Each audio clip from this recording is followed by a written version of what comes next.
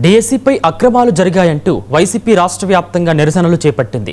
ఇందులో భాగంగా తిరుపతి జిల్లా చంద్రగిరి నియోజకవర్గంలో చెవిరెడ్డి మోహిత్ రెడ్డి ఈ నిరసనలో పాల్గొన్నారు. మరోవైపు భారీ ఎత్తున వైఎస్ఆర్ కాంగ్రెస్ పార్టీ శ్రేణులు ఈ ర్యాలీలో పాల్గొన్నారు. చెవిరెడ్డి మోహిత్ రెడ్డితో మా ప్రతినిధి Kiran face to face.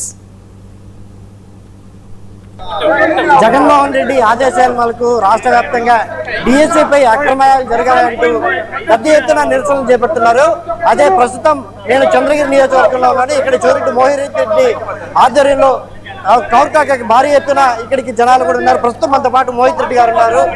Mohit రెడ్డిని మరిన్ని విషయాలు సార్ చెప్పండి సార్, ఈ రోజు రాష్ట్ర వ్యాప్తంగా మీ జగన్మోహన్ రెడ్డి పిలుపు మేరకు డిఎస్సిపై అక్రమాలు జరిగాయంటూ కూడా పెద్ద ఎత్తున నిరసన జరుగుతుంది. దీనికి ప్రధాన కారణం ఏమంటారు? చంద్రగిరిలో 10,000 మందిగా పైగా ఈ రోజు ర్యాలీలో పాల్గొని నిరసన ఏ విధంగా ఉంటుందో ఒక రుచి చూపించడం జరిగింది. నిజంగానే నారా లోకేష్ గారు రాజీనామా చేయాలి, సిబిఐ విచారణ జరగాలి డిఎస్సి మీద. అదేవిధంగా ఈరోజు అన్యాయం జరిగిన పిల్లలకి న్యాయం జరగాలి.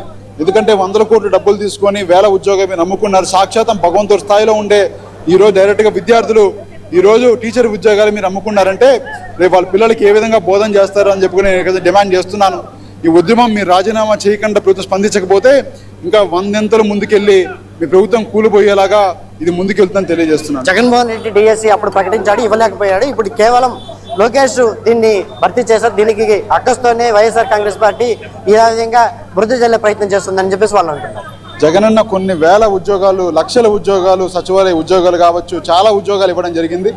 ఈరోజు వాళ్ళు వచ్చే కొన్ని ఉద్యోగాలు అందులో కూడా అవినీతి చేయడం జరిగింది. సచివాలయం అని వేలిచ్చారు, ఎక్కడ అవినీతి ముద్ర లేదు. ఈరోజు ఎన్ని ఉద్యోగాలు ఇచ్చినా వైఎస్ఆర్ గవర్నమెంట్ అవినీతి ముద్ర లేదు. ఈరోజు మీరు ఇచ్చిన కొన్ని ఉద్యోగాలు కూడా ఇంత అవినీతి ముద్ర చేసుకున్నారంటే మీ పరిపాలన ఎంత చేతగాతంగా ఉందో ప్రజలు అర్థం చేసుకుంటున్నారు. ఇవన్నిటి మీద సమాధానం చెప్పే రోజులు దగ్గరున్నాయి. ఈ ప్రభుత్వం కూలిపోయే రోజులు కూడా దగ్గరున్నాయి. చివరిగా నాకు ఏదైతే 16,000 మందికి పైగా ఇప్పటికే ఉద్యోగస్తులు ఉద్యోగాలు పొందున్నారు. ఈ ప్రభుత్వ ఉద్యోగులు అందరూ కూడా వాళ్ళకి ఏమని భరోసా ఇస్తారు?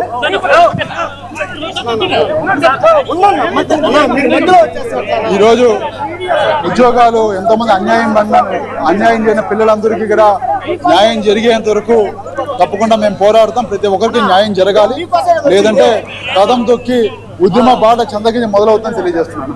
ఇది మొత్తం మీద ఏదైతే రాష్ట్ర వ్యాప్తంగా ఏదైతే డిఎస్సి పైన అక్రమాలు జరిగాయంటూ కూడా వైఎస్ఆర్ కాంగ్రెస్ పార్టీ చేపట్టిన ఈ నిరసన కార్యక్రమంలో మొత్తం భారీ ఎత్తున అంటే చంద్రగిరి నియోజకవర్గంలో మొట్టమొదటిసారిగా అంటే 36,000 మందికి పైగా ఇప్పటికే ఈ నిరసనలో పాల్గొన్నారు. అయితే ఎవరైతే ఈ అక్రమాలకు పాల్గొన్నారో దాని మీద పూర్తి స్థాయిలో సిబిఐ విచారణ జరిపించాలని చెప్పి కూడా చంద్రగిరి నియోజకవర్గ ఇన్ఛార్జి మోహిత్ రెడ్డి చెప్పే పరిస్థితి అయితే కనిపిస్తూ ఉంది. Camera person